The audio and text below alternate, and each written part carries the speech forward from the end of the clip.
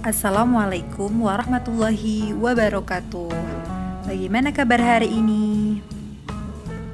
Pada pertemuan kali ini kita akan membahas tentang sistem ekskresi pada manusia.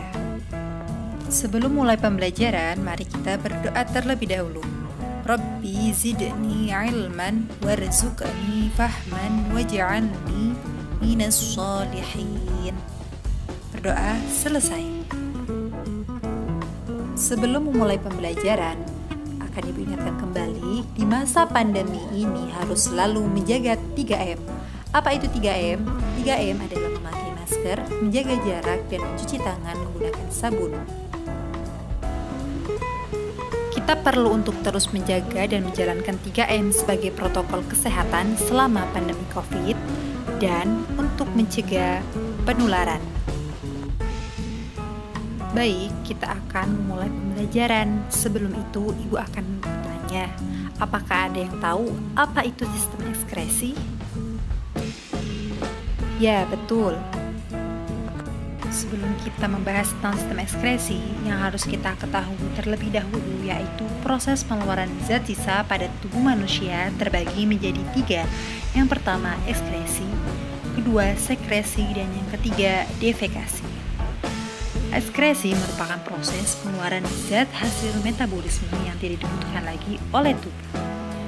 Dan sekresi merupakan proses pengeluaran zat sisa yang masih dapat digunakan oleh tubuh seperti hormon dan enzim.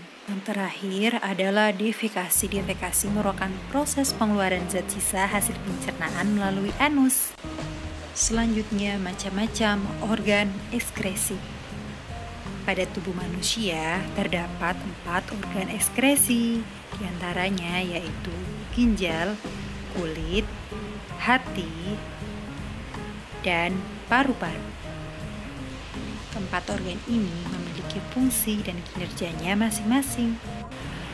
Yang pertama adalah kulit.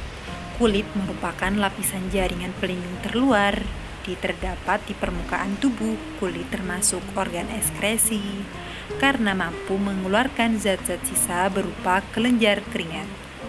Selain sebagai organ ekskresi, kulit juga berfungsi sebagai alat indera, peraba, dan perasa. Organ selanjutnya yaitu ginjal. Ya, betul. Ginjal adalah organ ekskresi dalam vertebrata yang membentuk mirip kacang. Sebagai bagian dari sistem urin, ginjal berfungsi menyaring kotoran terutama urea dari darah dan membuangnya bersama dengan air dalam bentuk urin. Selanjutnya, ketiga adalah paru-paru. Paru-paru merupakan berjumlah sepasang, terletak di dalam rongga dada yang dilindungi oleh tulang rusuk. Paru-paru juga memiliki fungsi utama sebagai organ pernapasan. Paru-paru juga merupakan organ ekskresi yang berfungsi mengeluarkan gas-gas sisa proses pernapasan, yaitu karbon dioksida dan H2O, yaitu uap air. Yang terakhir adalah hati.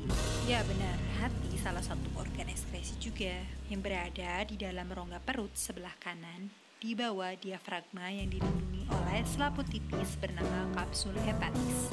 Hati berfungsi untuk mengekskresikan getah penuh zat sisa dari perombakan sel darah merah yang telah rusak dan dihancurkan di dalam limfa. Hati juga berfungsi sebagai organ ekskresi yang berperan sebagai penawar racun, menyimpan glikogen, gula otot, pembentukan sel darah merah pada janin, dan sebagai kelenjar pencernaan. Ada pertanyaan untuk hari ini? Jika tidak ada pertanyaan, akan dilanjutkan mengerjakan tulis yang terdapat di dalam PPT. Cukup untuk pertemuan kali ini. Minggu depan akan dilanjutkan tentang bioproses dan kelainan pada sistem ekskresi. Mari kita tutup dengan membaca hamdalah. Alhamdulillahirobbilalamin. Terima kasih. Wassalamualaikum warahmatullahi wabarakatuh.